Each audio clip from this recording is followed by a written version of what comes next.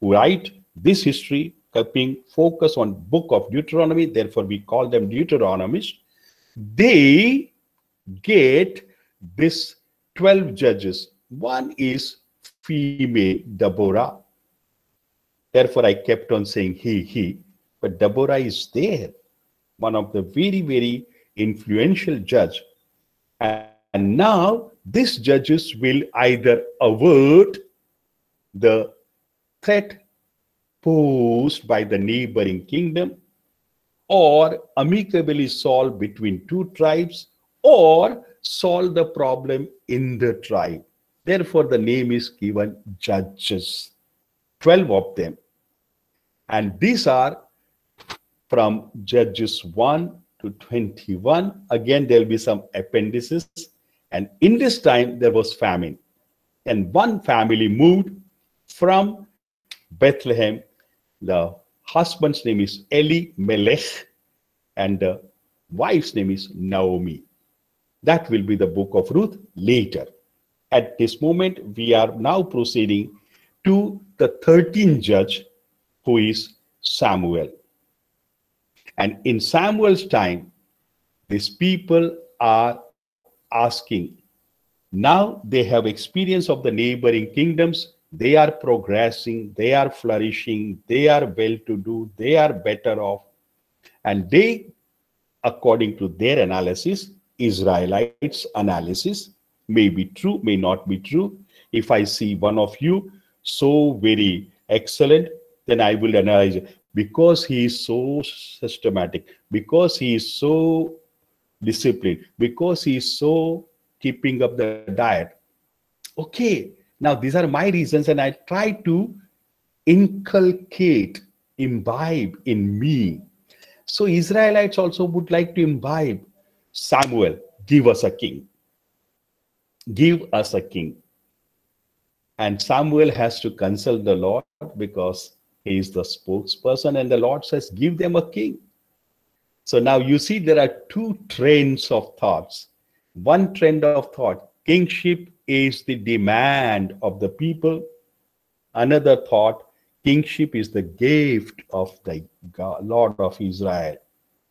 Now these two thoughts, very important, because Deuteronomists will have to tackle. Later they would say why there was destruction because of the king's behavior. Why was there exile? Because of the king's behavior. Then why God gave that? So now Deuteronomists will have to save God. God will not make that blunder. Then why people ask their own future, which is jeopardized because of this kingship? Now, so he has to make a balance. Okay, now here in the book of Judges, we have seen 12 judges, 13th judge is Samuel, and Samuel gives, sure, you will have a king.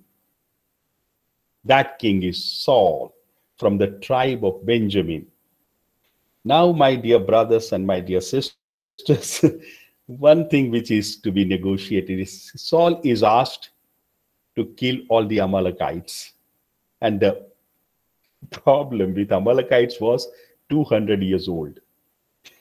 When Moses brought them out of Egypt, and after having settled for about a year at Mount Sinai, they wanted, Moses and the Israelites wanted to enter from south to the promised land. But there was a formidable block of Amalekites. Amalekites defeated them. And therefore, they couldn't forgive Amalekites. Now they have a chance to settle the score after 200 years. And King Saul, who was not existing, but he inherited the revenge from the ancestors. It's passed on from generation to generation, and he did not obey. Therefore, he was dethroned. So by the 15th chapter of 1 Samuel, we have Samuel up to chapter 8. Chapter 9, the new king comes. By 15, he is also dethroned. Now he will continue reigning, but new king is appointed from the tribe of Judah, that is David. So by the time we reach the end of First Samuel, we have three protagonists: Samuel, Saul, and David, and all three of them are operating. Later, these two kings, and what rivalry, what enmity. Now, this Deuteronomist will keep on presenting these events, and with that reflection, if you obey, you prosper. If you disobey, you perish. Why Saul is dethroned? He disobeyed. Simple. Disobeyed God to kill all the Amalekites, and he did not. Chapter 15, 1 Samuel. Why King David is flourishing? He obeys. Simple. And there, King goes, 31st chapter, where King Saul commits suicide while fighting against Philistines, today's Palestinians, that is Philistia. It's on the west bank of Israel of today. Okay, now 2 Samuel, only king is David, but up to chapter 9, everything is splendid. Then the fall begins. The biggest fall is in chapter 11 of 2 Samuel with Bathsheba. That episode, from there, slowly David is declining. Now Bathsheba is going to give a son who will become the king. And that king is Solomon. So, whole of 2 Samuel is King David. 1 Samuel, Saul, Samuel, and David. But 2 Samuel is David. Now we are proceeding to 1 Kings. And in 1 Kings, King David will die. Bathsheba is asking for Solomon. Solomon should be the king after you. It was Adoniah who should have become the king, the first queen's first son. But Bathsheba managed to get the religious support and prophetic support. Prophet Nathan, prophetic support. Zadok, religious support, high priest. And herself, queen, royal. 3 powers got together. King David, old king, sinking king, has to give in. Just by the way, it was the high priest who was the forefather of prophet Jeremiah. Bathsheba approached him to support, and he says, no, I will not support. So when Solomon became, he was dethroned, defrocked. Better word is defrocked. And he was sent back to Anathoth, where in the 4th generation, Jeremiah will be born. A high priestly family, but he will be given the vocation to be a prophet. Up to 11, splendid, Solomon, 1 Kings 1 to 11. But after that, the death of Solomon, and then slowly degeneration starts. And what comes up is the division of the kingdom after the death of Solomon. Now we have 2 divisions. Northern kingdom, 10 tribes. Southern kingdom, 2 tribes. Northern kingdom, Samaria capital. Southern kingdom, Jerusalem capital. Northern kingdom, more rich. Southern kingdom, less rich. Northern kingdom, more powerful. Southern kingdom, less powerful. But southern kingdom remains with this, the heirs of King David. So, son of Solomon becomes the king, and in the north another king, but not of one tribe. They keep on changing the king, killing, becoming the king. Then the one who is killed, his son will kill him and will become the king. So that goes on, and that was very displeasing to these two prophets, Amos and Hosea. Fine. So now a time comes where 722 before Christ, northern kingdom is destroyed. That is where we are now, 2 Kings 17. Now we have left with only one kingdom which has taken up the name Judah, because only Judah and Benjamin tribes are there. Levites are floating, so these three tribes remained, and therefore the name is given Judah. And now Judah is the only one. So from chapter 17 onward till the end, 25, we have Judah, and in 25, 586 before Christ, southern kingdom is taken into exile. Deuteronomists stop, end. Deuteronomists end the Deuteronomic history at this very sad, tragic note, and we end the class at this tragic note at 5:45 for a break of hours. Is that right, Father Rajkumar? 5:45? Yes, what Father. shows? Yes, Father. We shall have it. Yes, Okay. all right. Your teaching was so So interesting. whenever you come back, we start. Now we have to do. Just a moment. Now I shall know. Don't do anything. We shall ask whether our learners, whether our friends want to ask for any clarifications. If they Okay, that's good. Before I go into the second type of history. Yes, right. Correct. So, anyone wants to raise any clarification or question? I see Sylvia's microphone on.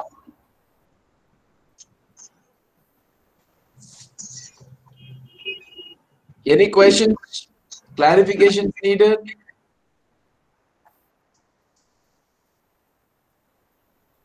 No question.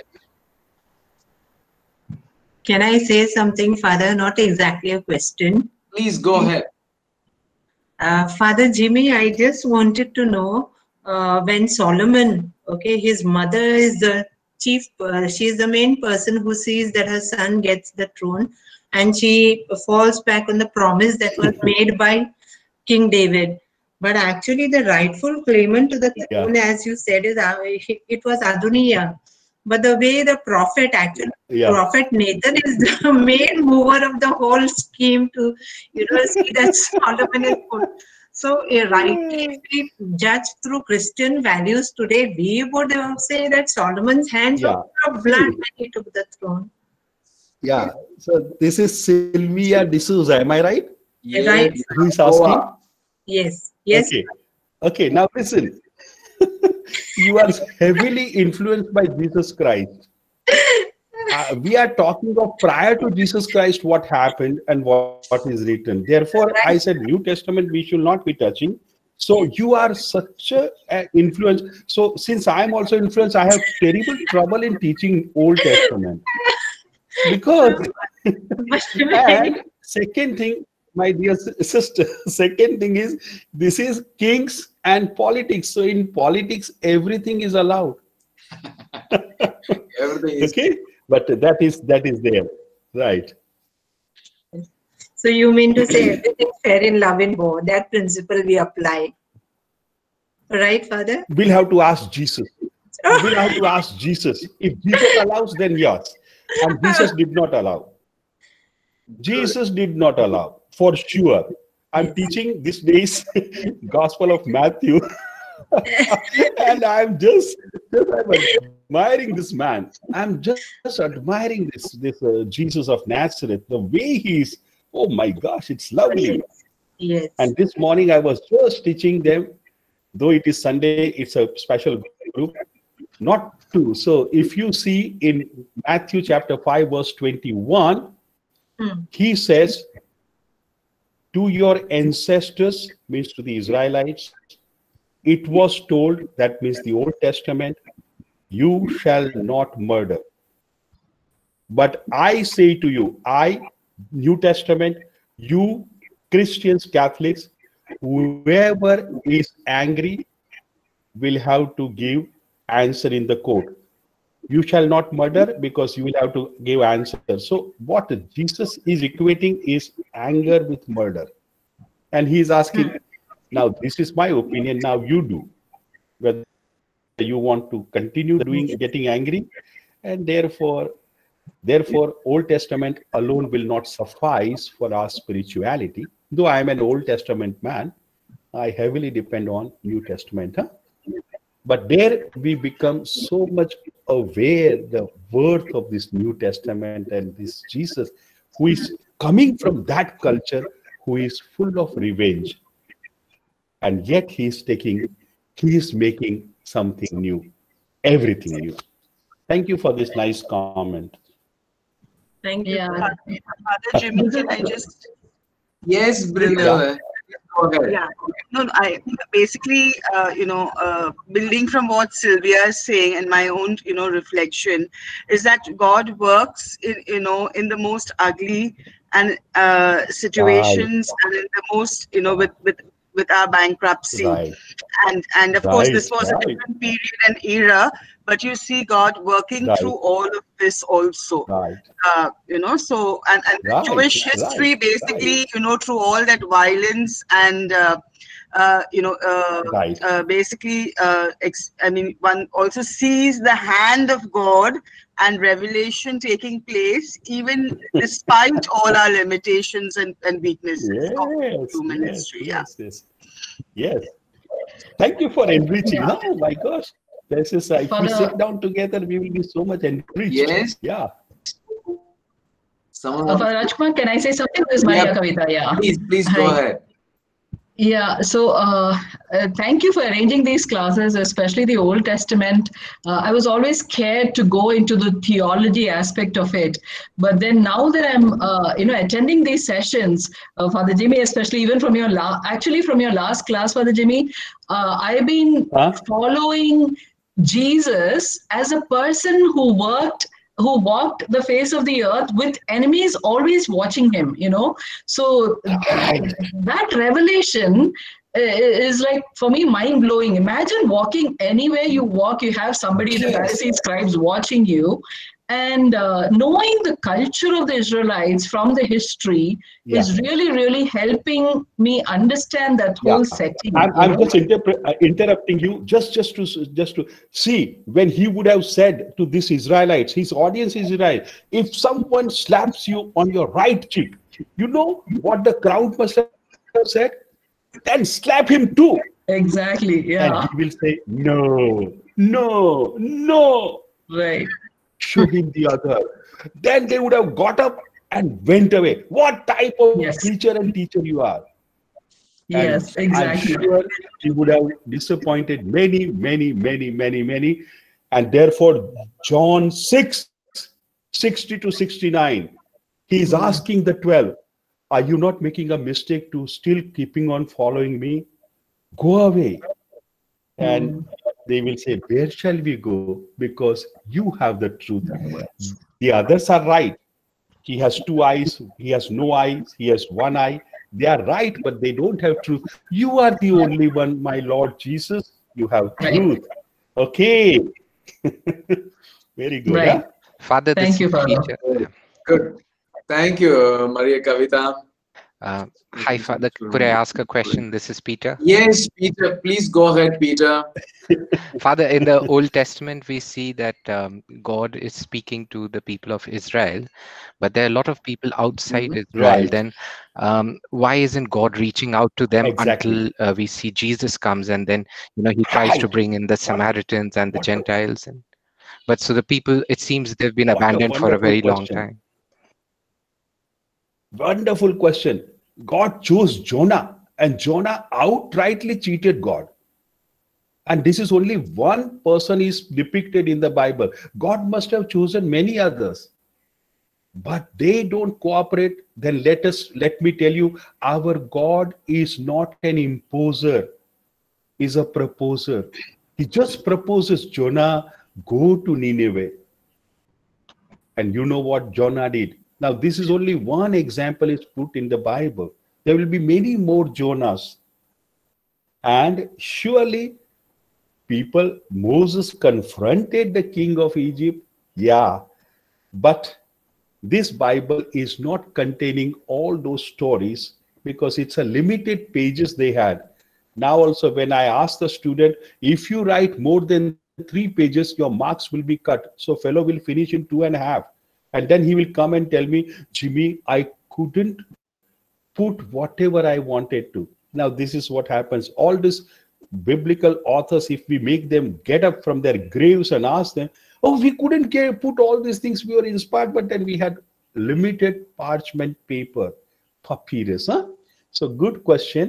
God did take care, and therefore in New Testament you will see Jesus, no limitation. Matthew 28:16-20. Go to the whole world, no limitation. Good. And every people, huh? Yes. And Jimmy, for us, it's a time.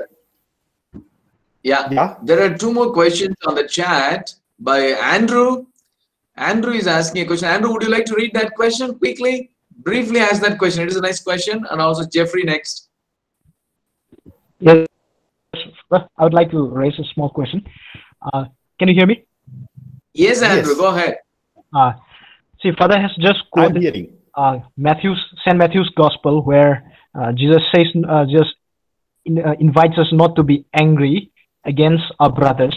But my question is, how should we, in what context should we understand God's wrath or God's anger in the Old Testament? Wonderful question. But we will be entering into New Testament, huh? That is a big risk, and our historical books will remain like last time. But very good question. Now, just pay attention, my dear brother. Yes?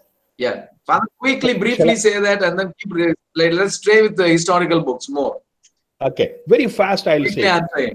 First, love can be expressed through anger. If I have a son, 18 years old, and he's driving so recklessly and I see him, the moment he will just get out of his two-wheeler, I'll just slap him one. My anger is an expression of love. I don't want to lose him. But if he's the son of Mr. Simon, and if he is recklessly driving, I wouldn't be angry. Anger is an expression of love. So I must discern. Love can be expressed through anger, but more is hatred is expressed through anger. And therefore, we are given the grace of discernment to find out whether my expression of anger is coming out of love or out of hatred. Hatred, avoid, Jesus will say. But if you love, express. And this audience to whom Jesus was addressing, it was simply hatred. One group, you do not follow the laws, therefore you all are sinners. Only we are the holy people. So this is bad, huh? Okay. Yes. Thank you, Father. There is one more quick question by Jeffrey. Jeffrey, soon, would you like to raise that? Put on your microphone and then ask. And Father, your microphone. Brunel also wants to ask another question. She's raised her hand. Yes. I am thinking. Okay. Already came up. How do you explain the theme of holy war? The instruction to slaughter the inhabitants of the land, the women and children, genocide, is attributed to an instruction from God. Right. So this is what I tried by quoting Joshua 7. There it is said, Joshua 7. Now, the time of event 1210 before Christ, time of writing, exile. What is the experience of the people of Israel? Why are we in exile? Or prior to it, why the northern kingdom is destroyed? And the reason given by the prophets and their own reflections, we were not loyal. We were not loyal. We were not faithful to the stipulations given by God. Stipulation 1, only one God. But married to the girl who is having many more gods, and she influenced me.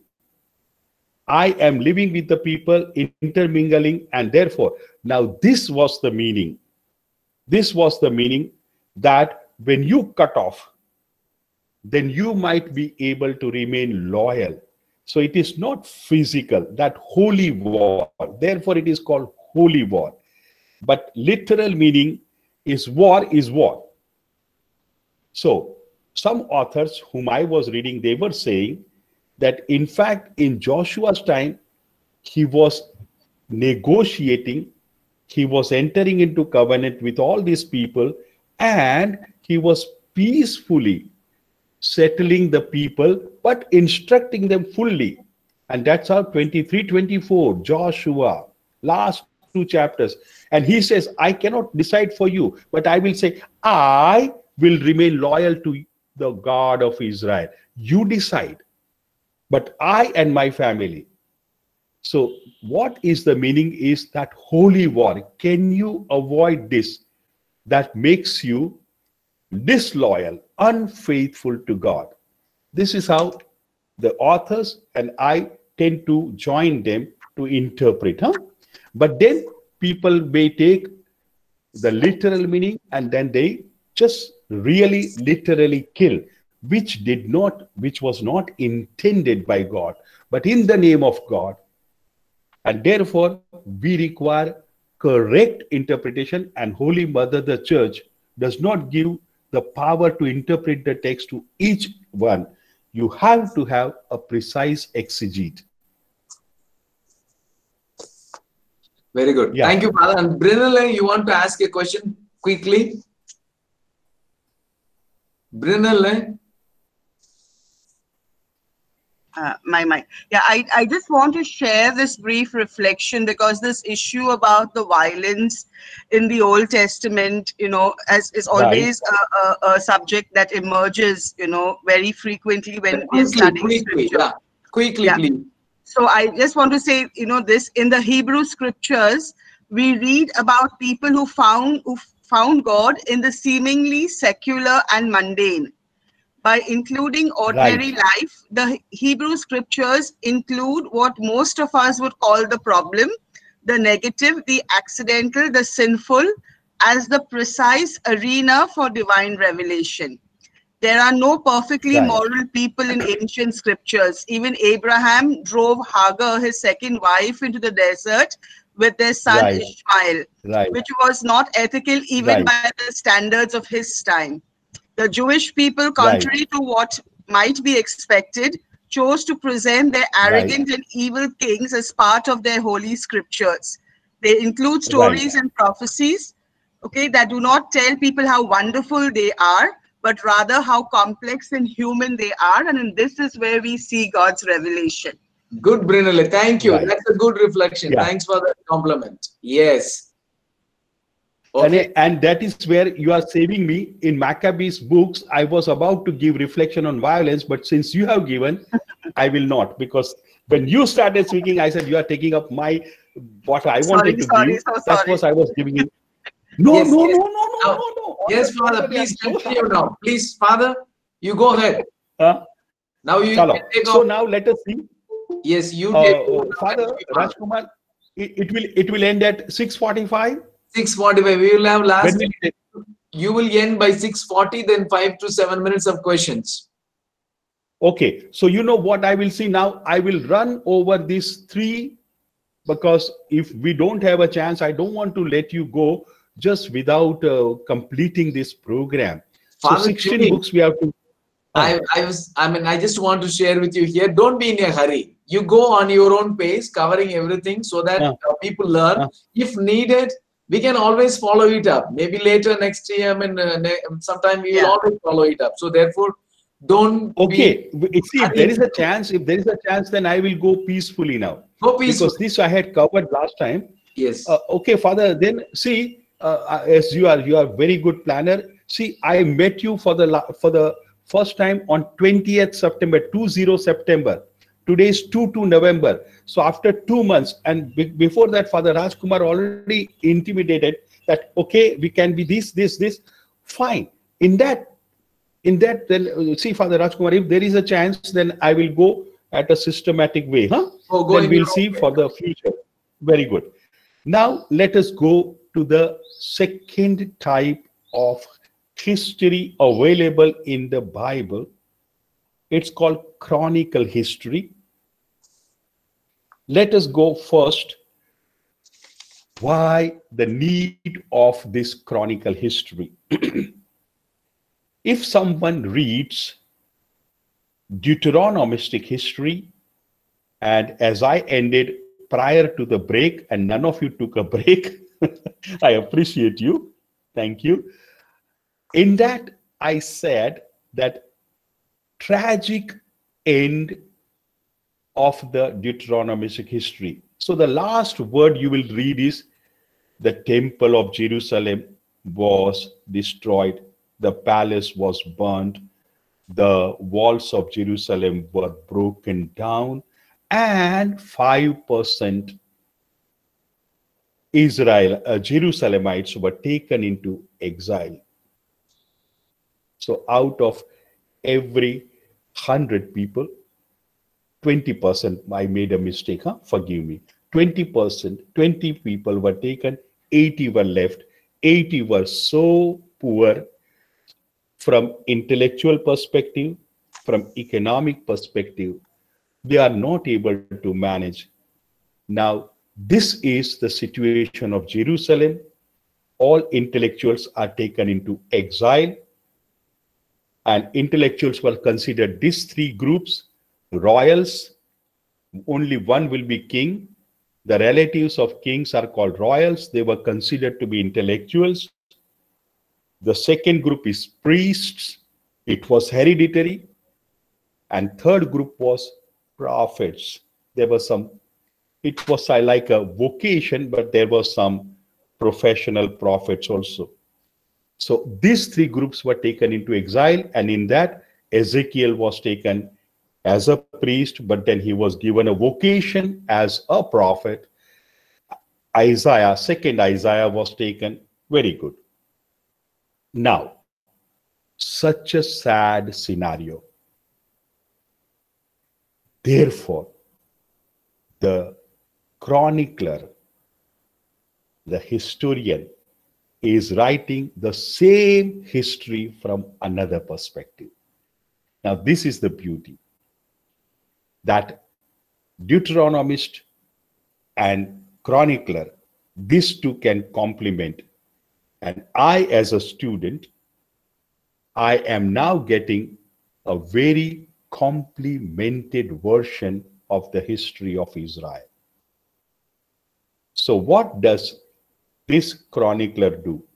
Agrees that there was disaster, agrees that 20% population, males, were taken into exile. Agreed. 80% poor, they have stayed back. They are left. Agreed. But now the chronicler will begin. But you know, this was a blessing in disguise. Now that the priests are not there, now that the prophets are not there, now that the temple of Jerusalem is not there, people started thinking, to whom shall we rely on? Now there is no external structure. So people, Israelites, now started relying on the values and virtues preached by the prophet. And more than the prophet, now prophets are also physically not present. So now they are directly relying on their unseen God. And now they said, we should be behaving in a better way. So now more faithfulness, more commitment is observed in this people. Levites, since they were able to run away here and there, they survived.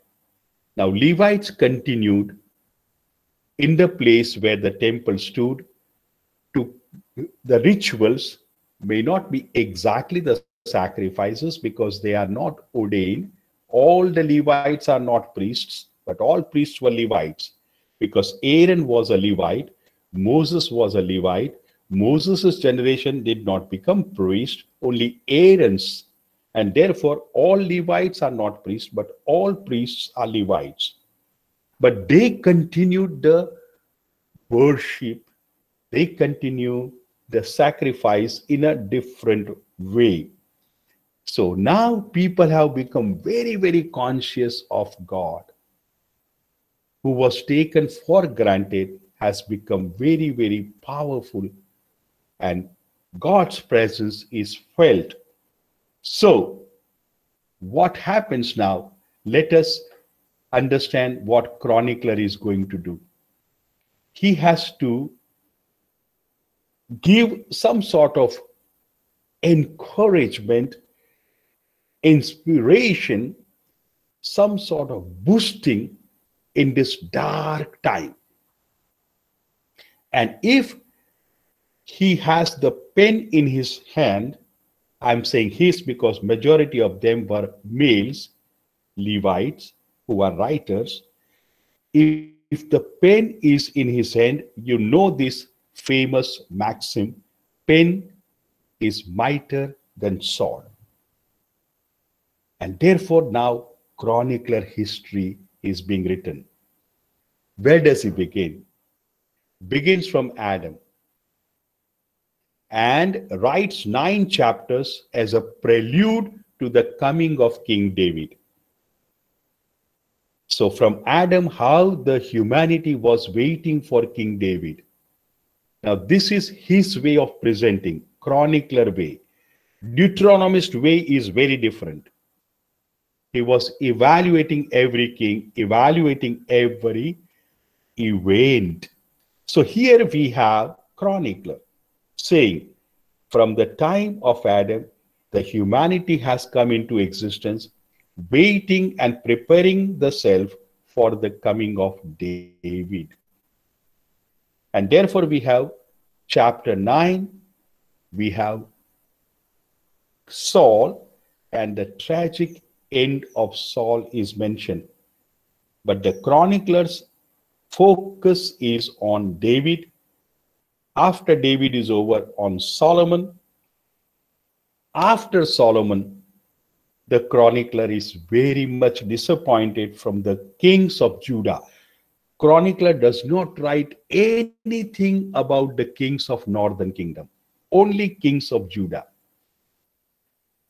Now, chronicler is not passing any judgment, but that judgment is passed by Deuteronomist. So now, since I am now dealing with chronicler, let me now go to this Deuteronomist. Now we can compare. So up to Solomon, all 3 kings or 2 kings, Saul is given displeasure by the Deuteronomist, the author. King David, King Solomon, full marks. But between them, King David is superior because King Solomon towards the end, he was little unfaithful to that same God to whom he had said, give me wisdom, I don't want anything else. When God had offered, you ask and I will give you whatever you ask.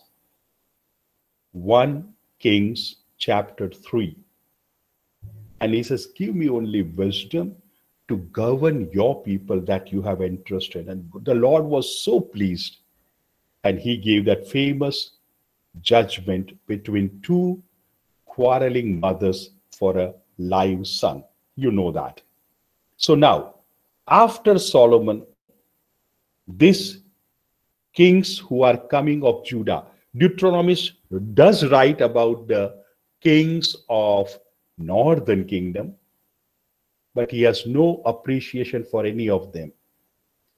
The kings of southern kingdom, he appreciates 8 of them.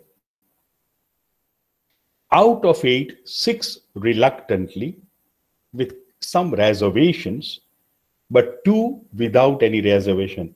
These are Hezekiah and Josiah. So this was Deuteronomist's way of presentation. Here we have the chronicler. He says, I will not write anything of the northern kingdom's kings. I will not write. I will write only southern kingdom. And he will say, much was expected from each of the king, but they have not satisfied the Lord. This much he writes. And just King David and King Solomon he highlights. Now, we must understand what is the characteristic. So let us go to the characteristic of Deuteronomists. Deuteronomists are not eager to give us the objective history, as very wonderful reflection our sister gave. I liked it. Wherever she borrowed it or it is her own, personal. When you borrow and you make it yours, it is yours. Whoever has said. So often I quote Tony DeMello. But that slogan which Tony DeMello gave, it has become mine. For instance, I keep on saying, I do not get what I like.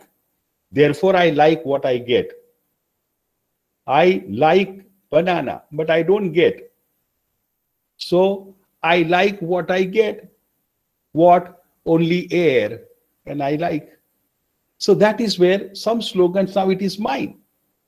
Because I imbibe. So, very good, my dear sister. Let me continue. So, here we have the chronicler. Chronicler would say, okay, King David, King Solomon, ideal. The rest of the kings were not ideals. All right. They were not able to. You have all northern kingdoms kings deleted. Characteristic. His characteristic is, now, I am not interested in telling exactly what happened to David, telling exactly what happened to Solomon. That is not my interest. His interest is very clear.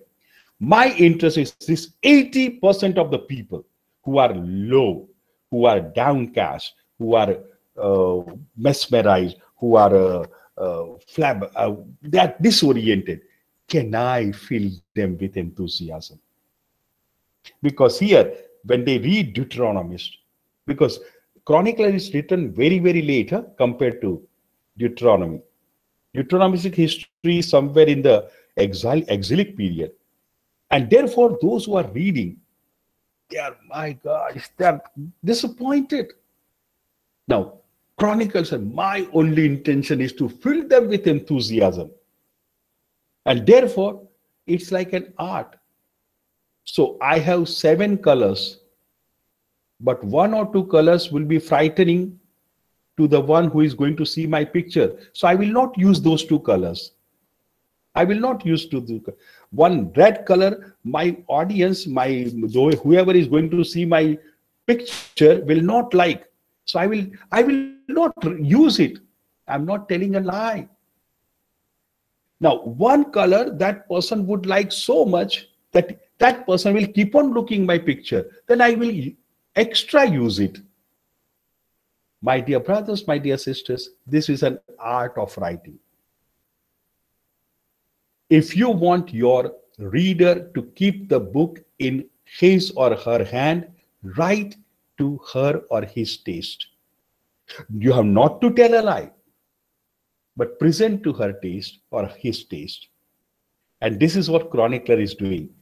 If you read, then only you will be inspired. If you inspired, then you will come out of your gloom. If you come out, then there will be no depression. If there is no depression, then there is progress.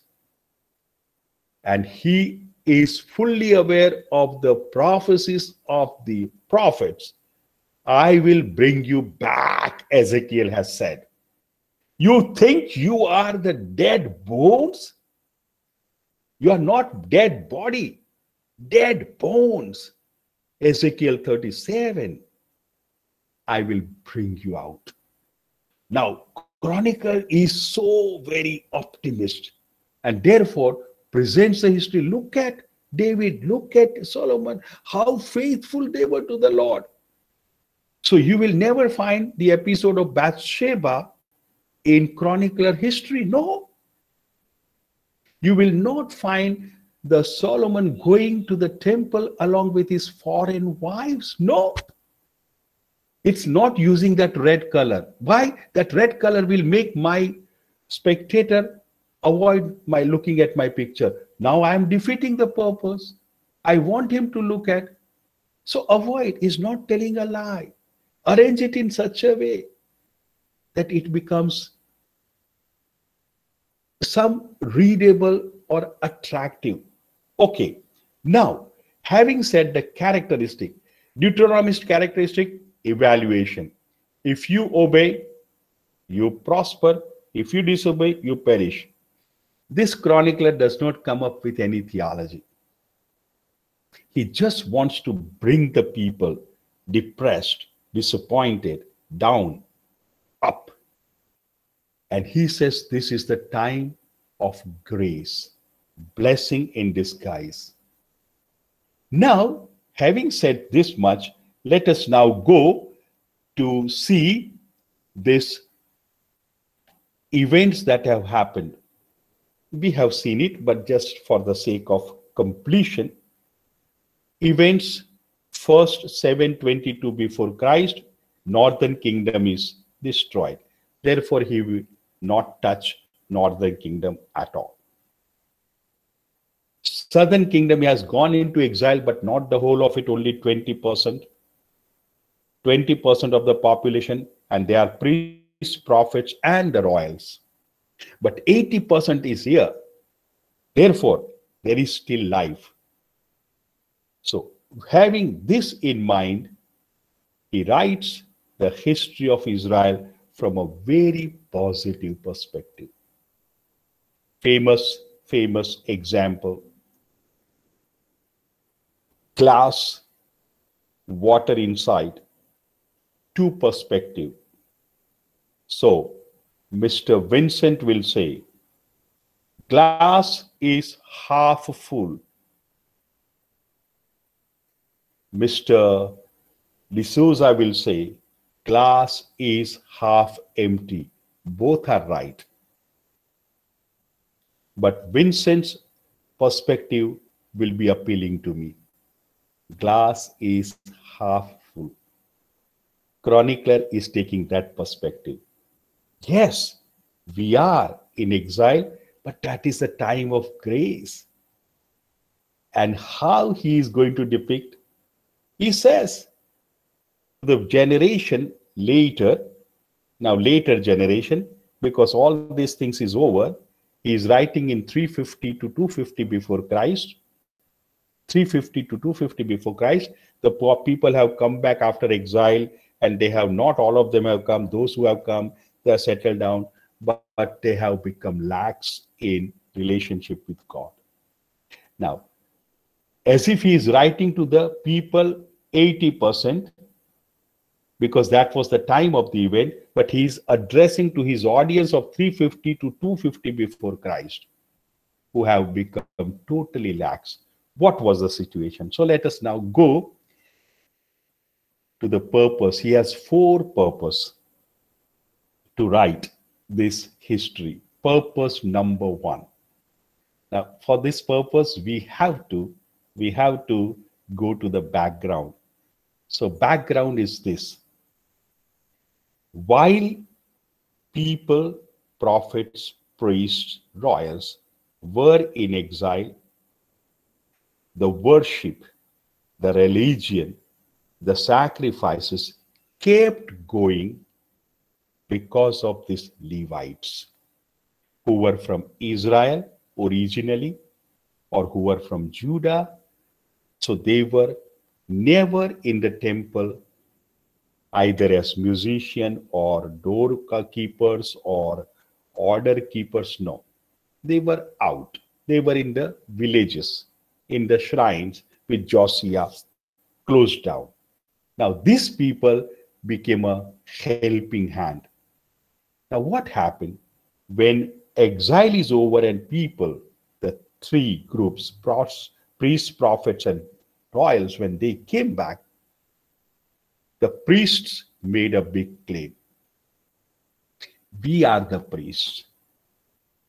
We have to run the show, not you. So the Levites, they said, all right, but when there is a big occasion, then there are 3 feasts, canonical feasts, Passover, Pentecost, and the Feast of Booth. At that time, at least allow us to now.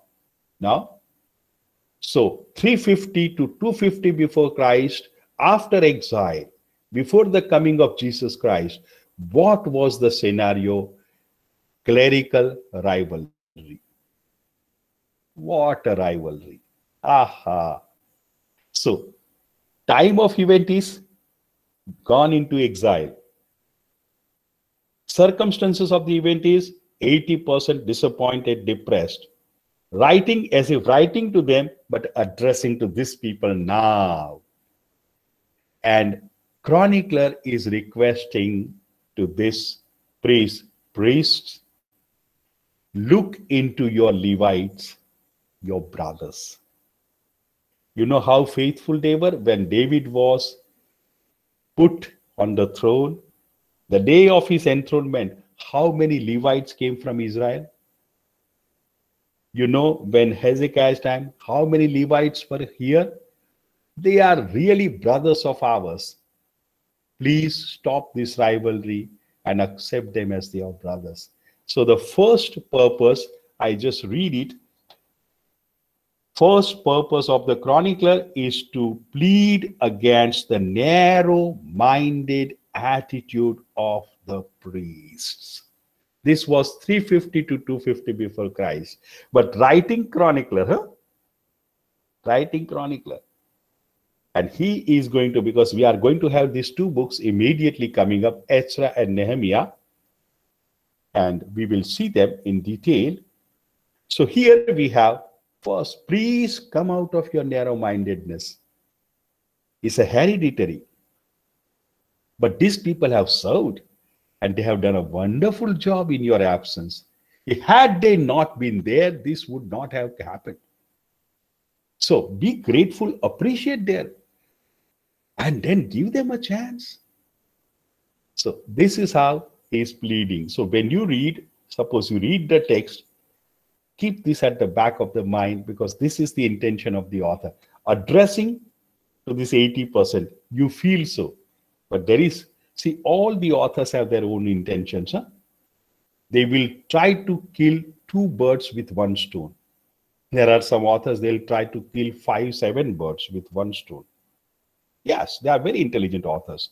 Okay, let's go to the second, and that is, there is hostility. Among whom? Hostility among Jerusalemites against Israelites. Now, you know, after 722, these very Jerusalemites have given them a very condescending, very humiliating term, Samaritans, because their capital city was Samaria. So very condescending name is given, Samaritans, and hostile to them. And Jesus has to break, and you know in John chapter 4, when Jesus is asking the water from that woman, a girl of Samaria, and the girl has imbibed that value so much that not exactly value, that hostility. You are a Jew and you are asking me a water? Nothing doing, not giving. He might be dying. So what? Now this hostility was still in Jesus' time. Imagine 350 to 250 before Christ. Jerusalem, unable to accept the Israelites. Now the others have become Samaritans, okay? But what the chronicle is writing, please, these Levites are our brothers. They have not intermingled. They have not married to the Assyrians. They are our brothers. No, but they are from Israel. So this is where hostility has to be broken down. This we cannot see the face of God. Now, they are coming very, very close to Jesus. Huh? Very, very close to Jesus. So first, narrow-mindedness of the priest. Second, hostility of the people of Jerusalem in common. Then there is a third purpose, and in the third purpose is the tendency. The second temple is built, but people are not that very enthusiastic. Priests, lethargic, lazy. So now chronicler will have to write, David, every day he came to the temple. Solomon, every day he came to the temple. He will give the heroes examples so that the people are inspired. And then David was giving so much. Solomon was giving so much to the temple. So start paying your tithe, which is a custom. And priests, if you start, remove your lethargy, remove your laziness, start serving the temple, and people will come. So therefore he challenges the priest. So first, narrow-mindedness. Second, hostility. Third, laziness of the priests. So chronicler is writing, so he's so much after the priests. He's so much for the Levites. And therefore the fourth purpose we can see, please give equal status to these Levites. You have become priests, wonderful, but you are the same tribe. They are of the, so that's a fourth purpose. So the scholars imagine that the authors must be all Levites who are pleading for their just demand. Our demand is, you are Levite, we are Levite. We have served the people in your absence. If we have saved the religion, if the religion is saved, it's because of us. Come on, acknowledge this much. So this is chronicler history. So when you read chronicler history, you are altogether in a different world. Now family matters is settled. No passing judgment on anyone. No kings, no events is to be judged. Now is a family matter. Good. The same chronicler are going to write 2 more books. So we finish 1 Chronicles, 2nd Chronicles. As I said, the time is 350 to 250 before Christ. Before this, writing this 1 Chronicles and 2 Chronicles, between 365 BC and 350 BC, 2 other books are written. They are wonderful books. And I hope I will be able to present both these books in whatever time I have. If not, we'll see. Huh? Don't worry. So, Ezra and Nehemiah. These are the books written in 365 before Christ to 350 before Christ. After that, so Ezra and Nehemiah are going to give a very, very, very, very positive, positive look at what has happened. So these books will start with the edict, with the order, with the decree of Cyrus of Persia. Cyrus of Persia is going to let them go back. Those who are brought as exiles in Iraq of today. Persia is today's Iran. Cyrus was the king. In 538 before Christ, he defeated the last king of Babylonian Empire. And Cyrus, from Iran of today, became such a mighty empire, Persian Empire. So, in these historical books, we are coming across 3 empires: Assyrian Empire, which was based in Iraq; Babylonian Empire, which was based in Iraq; Persian Empire, which was based in Iran. Then we will come to 4th Empire, Greek Empire, which is Book of Maccabees, and inspirational history, No More Empire. They are here and there. So now Ezra, that is the book which will tell us that now Jerusalemites are given freedom to come back. Now, second Isaiah thought that Cyrus is the one who was foretold, the Messiah who would liberate us. And as our sister in her reflection said, they were here and now. They never went beyond. See, because there was no concept of resurrection. Had there been concept of resurrection, they would have thought beyond. But there was no concept of resurrection.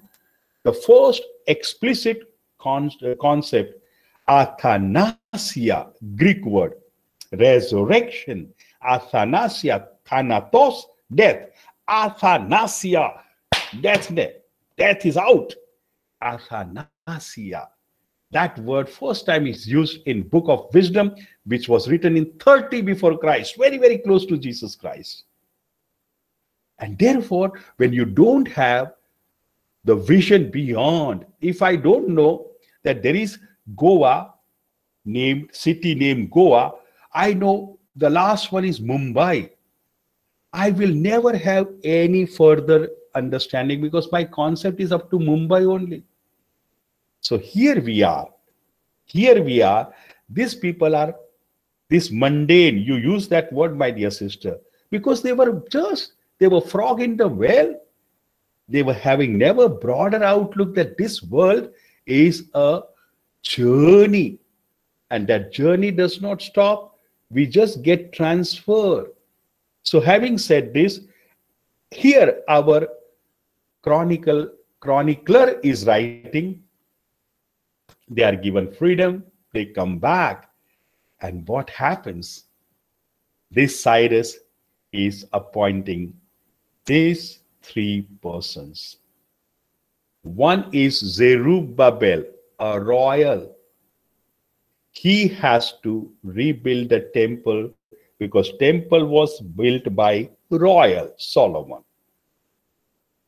Then second one is Ezra, priest. Royal, priest. Ezra, you bring back the legal system. Bring back the laws so that everyone is faithful to your God. Wonderful. Third person, Nehemiah. He was an administrator. Let us, for sake of completion, let's call him prophet, though he was not a prophet. Nehemiah, would you start the cult, the ritual, so that this priest can operate, teach them law? So, temple, Zerubbabel will build. Law, Ezra will teach. You create the cult, some ritual, so people come to the temple. And to avoid the influence of the others, build the city wall. So these three persons are given specific task. And all three of them begin the task with their own helping hands. And if you read these two books, very symmetrical description of these three tasks. Zerubbabel will start. He will have opposition. He will negotiate with the opposition. He will succeed in building the temple, rebuilding the temple, and then there is celebration. First 6 chapters are over.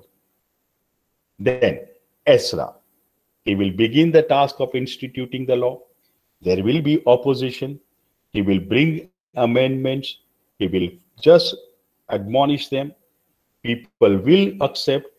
Everything will be splendid. There will be celebration. Ezra is over. Nehemiah, he will bring, people will object. They will object to building the city wall. He will try. He will be administering and finally succeeding, celebration. But chronicler is so very nice that you don't get bored. He will mix up this Ezra and Nehemiah. Both he will mix up. So you'll enjoy reading. You'll enjoy reading. What he wants that this period, what was considered to be depression period or a period of disappointment, not so. That was the perspective of Deuteronomist. And since I teach for years, even if somebody comes and talks with me very, very negatively, I said, there is another alternative also. The same thing can be looked at from other perspective also. Look, and your depression will also be over. Okay, Father Rajkumar, 6:40. Okay, you said 5-7 minutes, but I am giving just 5 minutes. And Father Rajkumar, now before they start, you will have to find out some other time, because we will have to see Ezra, Nehemiah onward, Maccabees, if you want. If you don't want, you may ask our brothers and sisters whether they like the class. I like to teach, but if you don't like, I cannot. Huh? Okay. Over to you, Father Rajkumar. Father Jimmy, thank you so much. That was a wonderful session. You had your own beautiful way of presenting it. Very warm, solemn, and with all your beautiful examples. Lovely one. Thank you so much. Don't worry about not having covered. I am aware that Maccabean writings and inspirational writings are still to be covered. No issues. We will find another alternative. As you rightly said, there is always an alternative available. We will find another session. We will go on with that. Wonderful. Now, anyone wants to ask a quick question about what Father taught?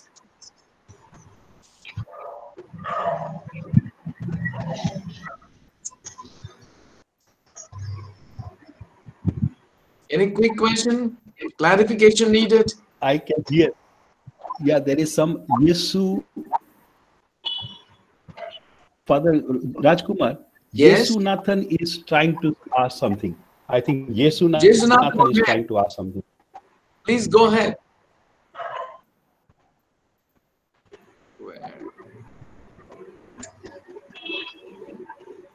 I cannot hear Father Rajkumar. Huh? Yeah, no, we cannot hear anyone. No one hears you.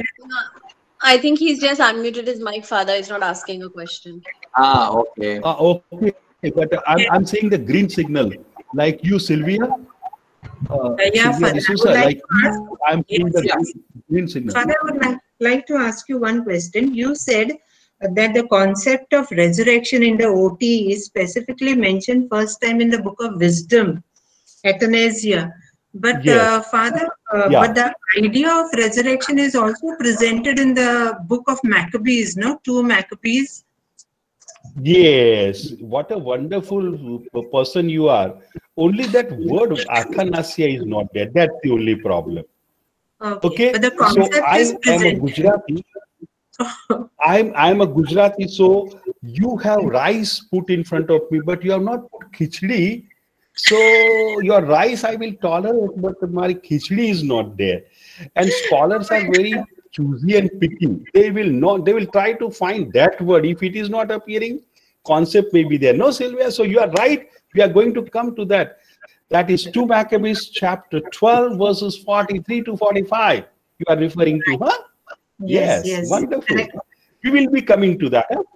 Oh, sure, oh, sure. Anyone else? Father, that's a good way of explaining with all the good examples of practical kitchen examples. And it's time for our supper. Right. Father, can I ask one more question regarding the Levites? If others don't have questions, I'll ask once. Father, you were saying, Father Jimmy, that the priesthood proper came from Aaron, and Aaron was a Levite, and so was Moses also being his brother. And you said brothers, Aaron, yes. And Moses, there were no priests, from among his descendants, but somewhere in the biblical scholarship, it is pointed out that during the settlement time, there were Mushite priests coming specifically from the line of Moses. How is that to be taken, Father? Yeah. The Mushite priest. Let us see. Very quick. I will very, very, very, very quickly. I will answer. Till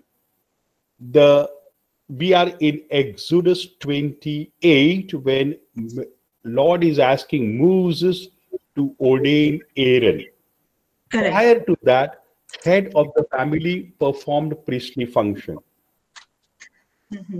When Moses was whole and soul, he definitely performed priestly function. After Aaron on the stage, the kings performed priestly function. True. Only strictness is coming when they went into exile. So if you have read Mosaic Priest, you are right. Because the strictness comes only after the destruction and exile, where these priests are making the claim. Maybe one reason that they were taken into exile. Had they not been priests, they will not be taken into exile. So now, since they have experienced exile, they would like to claim for their right. Otherwise, what you have read is right, because we have King David performing priestly function, King Solomon performing priestly function. Moses will ask to the youth, go and do this function, and they will go and offer. So this is where, but strictness slowly and gradually comes. You know, in Society of Jesus, now we have such a stipulated formation. In the olden days, just you have desire, okay, novitiate, and just a few language and just 1-2 theology, and you are ordained. Now, since we are more and more becoming systematic, so it is as we grow, we become more and more systematic. Yeah. Specialized. Yeah. Thank you, Father. Thank you. Okay. Very good. Very good. So I thank you, all of you. Before Father Rajkumar thanks you all. Father Rajkumar, sincerely, guy, thank you very much. Wonderful you are. And I enjoy seeing you, though not physically, personally, but and then we'll get in touch and then find out another session. And thank you, my brothers, my sisters. Mr. Simon Philip, you are also there, Yes, yes, He's my neighbor. Bye. Your neighbor. Wonderful. Yes. Thank you so much, Father Jimmy. Many good compliments for you. People are saying that was such a wonderful session with spiritual, intellectual, stimulating theological session. I think wonderful way. Thank you so much. And we wish you a good health and God's blessings. Thank you so much. And others also, thank you so much for participating in this session. And then